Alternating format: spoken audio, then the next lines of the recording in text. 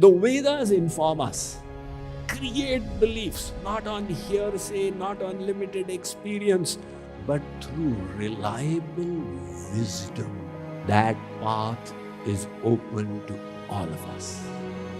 One lady used to always get tormented by a dream. In the dream, a monster would appear, and the monster would chase her until it came closer.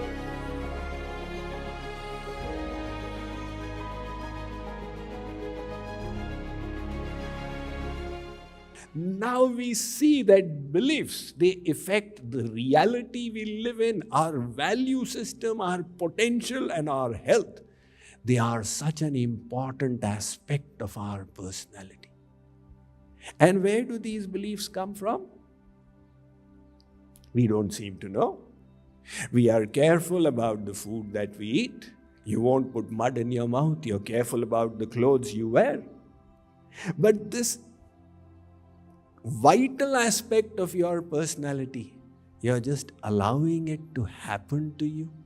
In one company, people used to keep complaining that, I've got so much of potential, but because of others, it's not being recognized, and all these hindrances are preventing me from manifesting it.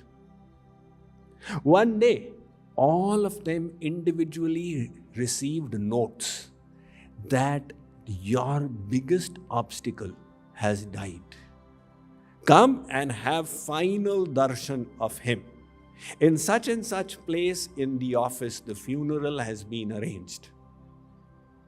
All of them thought, oh my God, who was my biggest obstacle? That guy, I know, he was responsible for the office politics, etc., etc. So they all came in a single file to the funeral place. And there the coffin was placed. Each of them came individually, looked in. There was no dead body, only a mirror. And they saw their own image and realized, I am my biggest obstacle in life. I can keep on blaming the others. That obstacle is arising out of my own debilitating beliefs. These beliefs, how do we create them? If I tell you, I'll give you $1 million if you can believe that in the next 5 minutes you can fly 5 feet in the air. Here's your chance to earn $1 million in 5 minutes. Just believe that you can fly 5 feet in the air. You will say, Swamiji, how will I believe? How do I create these beliefs? Well, let's understand the science of how beliefs get created. Some come through a limited experience. For example, you went for 3 job interviews and you got rejected in all 3. So you developed the belief, I can never succeed in any interviews. Now, is that true? Of course not. But you created a false belief based on limited experience.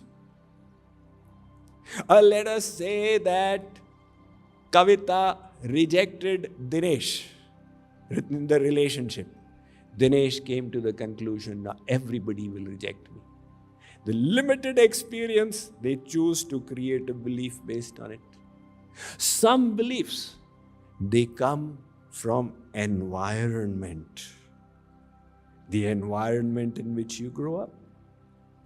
In Hindi, they say, Sang ka rang padega. If you start associating with people who have got vices, you will tend to pick them up for yourself as well. So this is a case of growing your beliefs from association, from the environment. Other beliefs come from hearsay.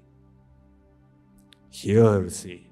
5 people told you, invest in that company, in Tesla, and you'll grow your wealth like that.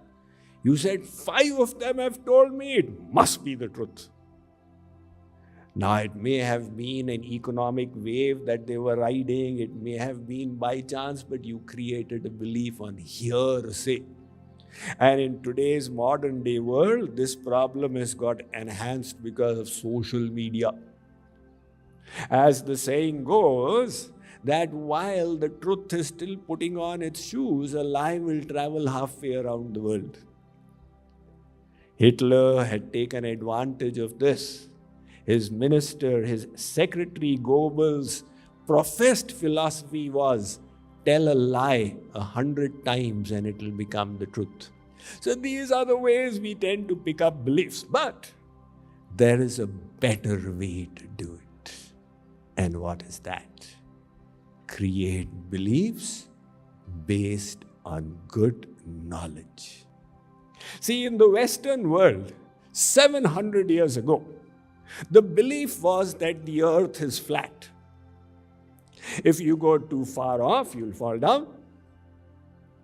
But then all of a sudden, the belief changed. Everybody started believing the earth is round. And that's when Christopher Columbus sailed to come to India and reached America. How did the belief change suddenly? It was the knowledge. They got access to better knowledge and it transformed their belief. So, the Vedas inform us, create beliefs, not on hearsay, not on limited experience, but through reliable wisdom. That path is open to all of us. One lady used to always get tormented by a dream that came at weekly frequency. In the dream, a monster would appear, and the monster would chase her until it came closer. She would run for all her might, but the gap would keep on reducing until she could feel the monster's hot air coming from its mouth, and then in fear she would wake up. And this dream came week after week after week. One day, the dream prolonged one night. The monster continued to chase the lady down the valleys, up the hills, around the lake, until she reached a cliff's edge. And now there was no way to go. She turned around to the monster and said, "What are you going to do to me now?" The monster said, "Lady, you decide. It's your dream. It's your dream. You are creating it. You decide." Likewise, we are creating our beliefs. It is for us to decide and create good beliefs. So, my job here is not to tell you about the world, but to tell you how to create good beliefs to enrich your life.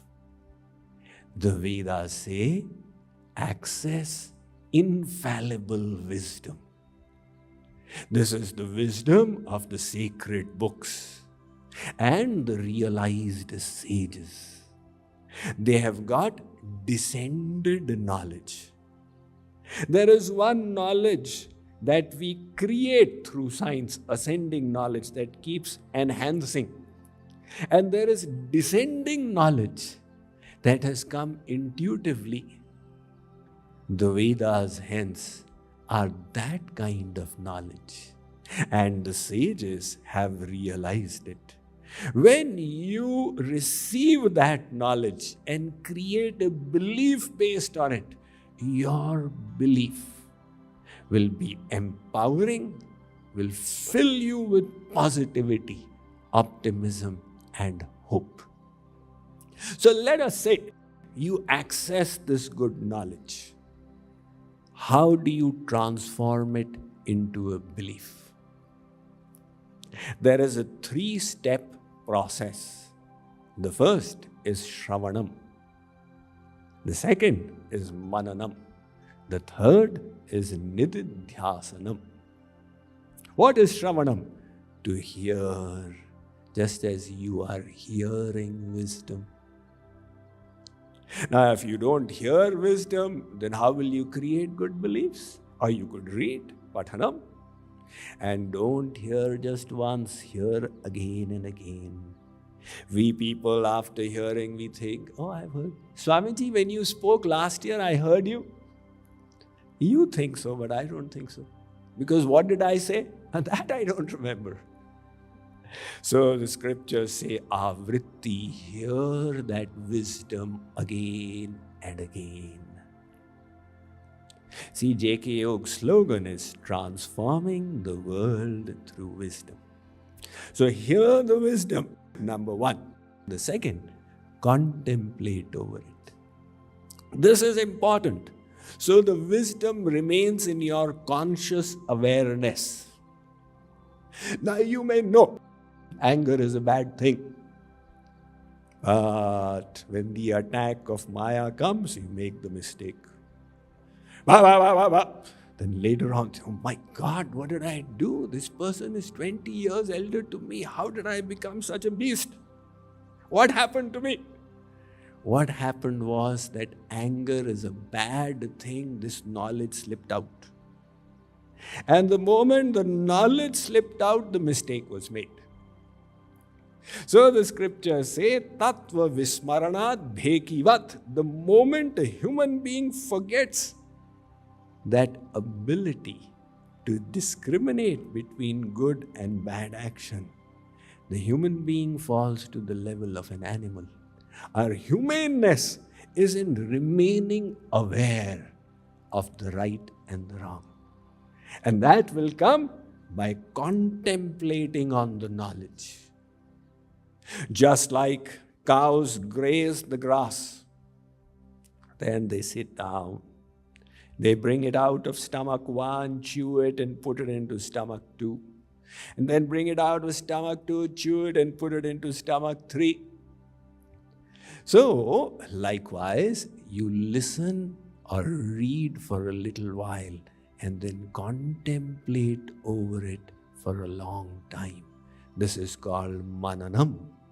So the first step was hearing, the second is contemplating, and the third is Nididhyasanam.